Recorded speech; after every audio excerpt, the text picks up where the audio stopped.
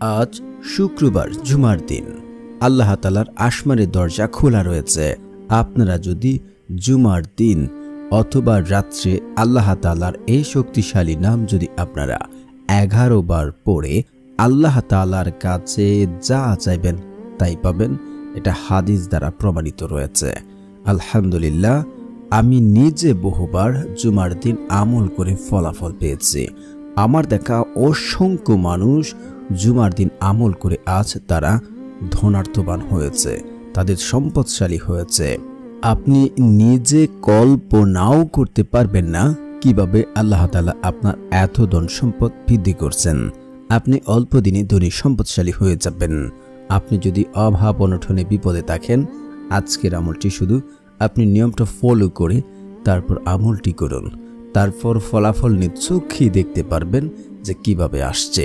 তাই বলছে, আপনারা যদি টেনে টেনে ভিডিও দেখেন তাহলে হয়তো পয়েন্টে মিস হয়ে যাবে, তাহলে দোয়া কাজে না আসতে পারে। তাই বলছি, না টেনে সম্পূর্ণ ভিডিও দেখুন। আর যারা চ্যানেলটি সাবস্ক্রাইব করবেন তাদেরও মনের আশা পূর্ণ হবে ইনশাআল্লাহ। এবং যারা আমলটি করবেন একটা লাইক এবং কমেন্টে সকলে লিখুন আমিন। প্রিয় দর্শক, জুমার দিন এমন একটি সময় রয়েছে, এটি খুব সংক্ষিপ্ত একটি সময়। ওই সময় যদি কোনো ব্যক্তি আল্লাহ তাআলার এই শক্তিশালী নাম পড়ে এবং আল্লাহ তাআলার কাছে দোয়া করেন, আল্লাহ তাআলার সাথে সাথে তা কবুল করে নেন এবং আল্লাহ রাব্বুল আলামিনের কাছে আপনি যা চাইবেন আল্লাহ তাআলা আপনাকে তাই দান করবেন। হযরত আবু হুরায়রা রাদিয়াল্লাহু আনহু থেকে বর্ণিত, রাসূল সাল্লাল্লাহু আলাইহি ওয়াসাল্লাম বলেছেন, আল্লাহ বলেন, হে আদম সন্তান, আমার ইবাদতের জন্য তুমি ঝামেলা মুক্ত হও। আমি তোমার অন্তরকে প্রাচুর্য দিয়ে ভরে দেব এবং তোমার দারিদ্র্য গুছিয়ে দেব। আর যদি তা না করো তবে তোমার হাত ব্যস্ততায় ভরে দেব এবং তোমার অভাব দূর করে দেওয়া হবে না। তিরমিজি শরীফের হাদিসে রয়েছে।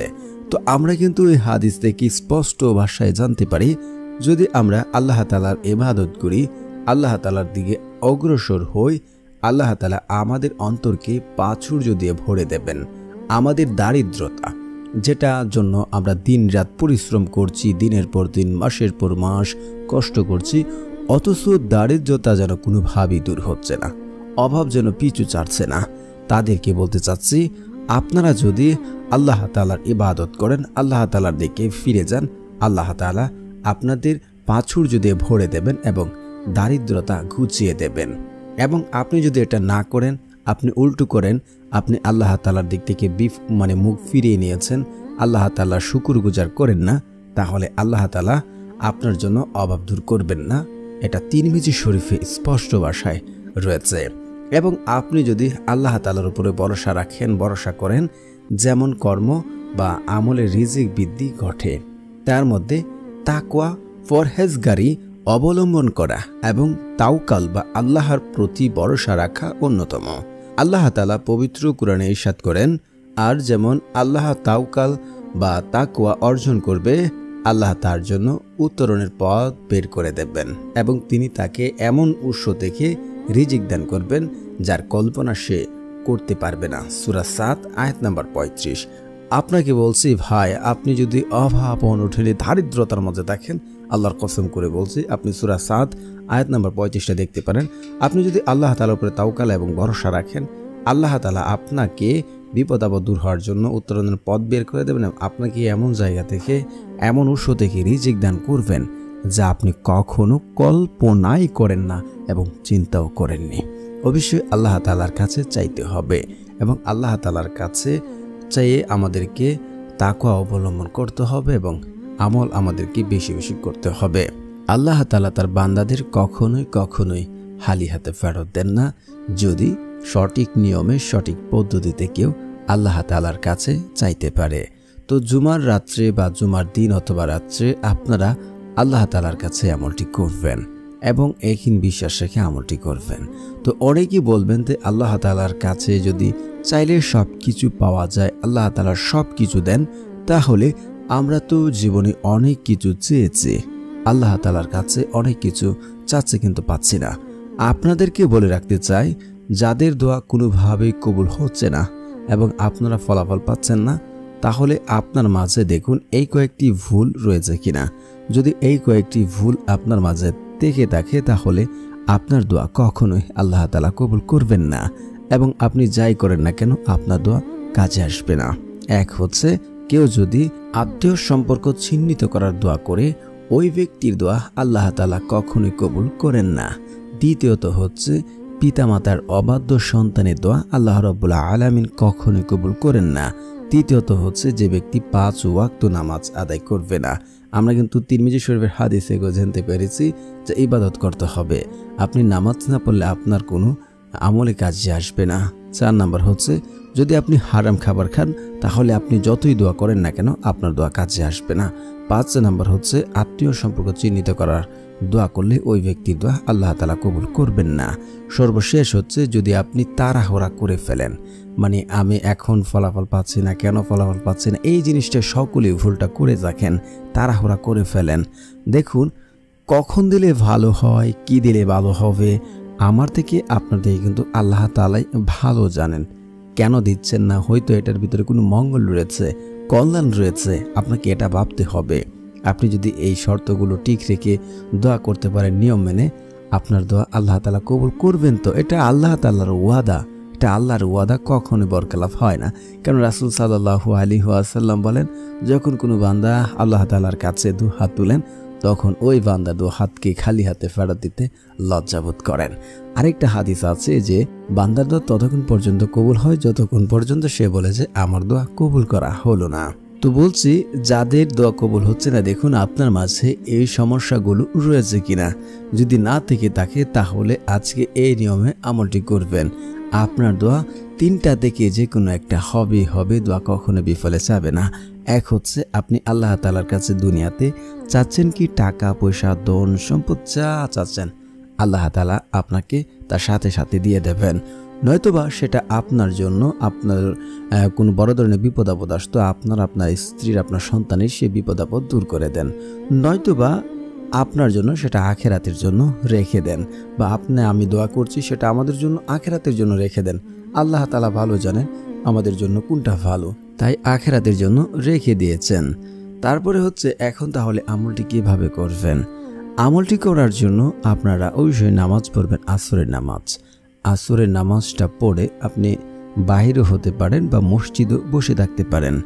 বসে আপনি যদি বাহির হয়ে যান, উজু না থাকলে ভালো করে উজু করে নিয়ে বসবেন। বসে বসে আপনি বেশি করে ইস্তেগফার পড়বেন। যে ব্যক্তি বেশি বেশি ইস্তেগফার পড়ে আল্লাহ রাব্বুল আলামিন ওই ব্যক্তির জীবনের অভাব অনটন দারিদ্রতা এবং সে যদি দুনিয়াতে কঠিন থেকে কঠিন বিপদে পড়ে, যে বিপদ থেকে উদ্ধার হওয়ার কোনো পথ খুঁজে পাচ্ছে না, আল্লাহ রাব্বুল আলামিন কুদরতিভাবে ওই ব্যক্তিকে এই সকল বিপদ আপদ থেকে উদ্ধার করে দেবেন। শুধু তাই নয়, তাকে এমন সকল জায়গা থেকে এমন সকল উৎস থেকে রিজিক দেবেন যা সে কোনোদিন কল্পনা করেনি এবং সে চিন্তাও করেনি। আপনি কল্পনা করতে পারবেন না আল্লাহ তাআলা আপনাকে এত ধন সম্পদ এত টাকা পয়সা দান করছেন। অবশ্যই আপনারা 121 বার ইস্তেগফার পড়বেন। আস্তাগফিরুল্লাহ আস্তাগফিরুল্লাহ আস্তাগফিরুল্লাহ, এভাবে আপনারা 121 বার পড়বেন। আস্তাগফিরুল্লাহ আস্তাগফিরুল্লাহ এভাবে পড়বেন না, তাহলে দোয়া কাছে নাও আসতে পারে। তারপরে হচ্ছে আপনারা পড়ে নেবেন দুরূদ শরীফ। কারণ রাসূল সাল্লাল্লাহু আলাইহি ওয়াসাল্লামের উপরে যদি কেউ দুরূদ না পড়ে তাহলে তার দোয়া কবুল হয় না, সেটা আসমানে গিয়ে ঝুলন্ত অবস্থায় থাকবে। তাই রাসূল সাল্লাল্লাহু আলাইহি ওয়াসাল্লামের উপরে আপনার দুরূদ শরীফ পড়ে নেবেন, তা না হলে আপনার দোয়া কাছে আসবে না। তো যারা পারেন আমার সাথে সাথে পড়ে নিন, শুনলেও হয়ে যাবে ইনশাআল্লাহ। আল্লাহুম্মা সাল্লি আলা মুহাম্মাদিন ওয়া আলা আলি মুহাম্মাদ কামা সাল্লাইতা আলা ইব্রাহিম ওয়া আলা আলি ইব্রাহিম ইন্নাকা হামিদুম মাজিদ। আল্লাহুম্মা বারিক আলা মুহাম্মাদিন ওয়া আলা আলি মুহাম্মাদ কামা বারাকতা আলা ইব্রাহিম ওয়া আলা আলি ইব্রাহিম ইন্নাকা হামিদুম মাজিদ। তারপরে হচ্ছে আপনারা একবার আয়াতুল কুরসি পড়ে নেবেন। আল্লাহু লা ইলাহা ইল্লা হুয়াল হাইয়ুল কাইয়্যুম লা তাখুযুহু সিনাতু ওয়া লা নাওম লাহু মা ফিস সামাওয়াতি ওয়া মা ফিল আরদ মান জাল্লাযী ইয়াশফাউ ইনদাহু ইল্লা বিইজনিহি ইয়ালামু মা বাইনা আইদিহিম ওয়া মা খালফাহুম ওয়া লা ইউহিতুনা বিশাইইন মিন ইলমিহি ইল্লা বিমা শাআ ওয়াসিয়া কুরসিয়ুস সামাওয়াতি ওয়াল আরদ ওয়ালা ইয়াউদু হিফযুহুমা ওয়া হুয়াল আলিয়্যুল আযীম। তারপরে হচ্ছে আপনারা পড়ে নেবেন সূরা ফাতিহা একবার। বিসমিল্লাহির রহমানির রহিম, আলহামদুলিল্লাহি রাব্বিল আলামিন, আর রহমানির রহিম, মালিকি ইয়াউমিদ্দিন, ইয়াকা না'বুদু ওয়া ইয়াকা নাস্তাঈন, ইহদিনাস সিরাতাল মুস্তাকিম, সিরাতাল লাযীনা আন'আমতা আলাইহিম গায়রিল মাগদুবি আলাইহিম ওয়ালাদ-দাল্লিন, আমিন। তারপর হচ্ছে আপনারা পড়ে নেবেন সূরা ইখলাস তিনবার। বিসমিল্লাহির রহমানির রহিম, কুল হুয়াল্লাহু আহাদ, আল্লাহুস সামাদ, লাম ইয়ালিদ ওয়া লাম ইউলাদ ওয়া লাম ইয়াকুল লাহু কুফুয়ান আহাদ। তারপর হচ্ছে আপনারা আল্লাহ তাআলার এই শক্তিশালী নামটি 11 বার পড়ে নেবেন। তো প্রিয় বন্ধুরা, যারা এই চ্যানেলটি সাবস্ক্রাইব করবেন তাদেরও মনের আশা পূর্ণ হবে ইনশাআল্লাহ। আল্লাহ তাআলার সেই শক্তিশালী নামটি হচ্ছে ইয়া মুজিবু, ইয়া মুজিবু, ইয়া মুজিবু। যে ব্যক্তি ইয়া মুজিবু পড়ে আল্লাহ তাআলার কাছে যা দোয়া করেন, আল্লাহ তাআলা সেই ব্যক্তি সকল দোয়া আল্লাহ তাআলা কবুল করে নেন। এবং সে যদি লিখে সাথে রাখে, কাউকে পছন্দ করে বিয়ে করতে চায়, তাহলে সে লিখে সাথে রাখবে এবং কাউকে বিয়ের প্রস্তাব দেবে। আল্লাহ তাআলার কুদরতিতে তার সাথে বিয়ের প্রস্তাব তারা গ্রহণ করবে। অবশ্যই আপনারা আসরের পর মাগরিবের আগে যে সময়টা, এই সময়টাতে আমলটা আপনাদের করতে হবে। তো প্রিয় বন্ধুরা, যারা আমলটি করবেন অবশ্যই আপনারা এখানে এবং বিশ্বাস রেখে আমলটি করবেন। আল্লাহর কসম করে বলছে আপনার দোয়া কবুল হবে। তাই যারা আমলটি করবেন আপনারা সকলে একটা লাইক করবেন এবং আপনারা কমেন্টে সকলে আমিন লিখুন। ইনশাআল্লাহ দোয়া কবুল হবে। সকলে লিখুন আমিন, আমিন, আমিন।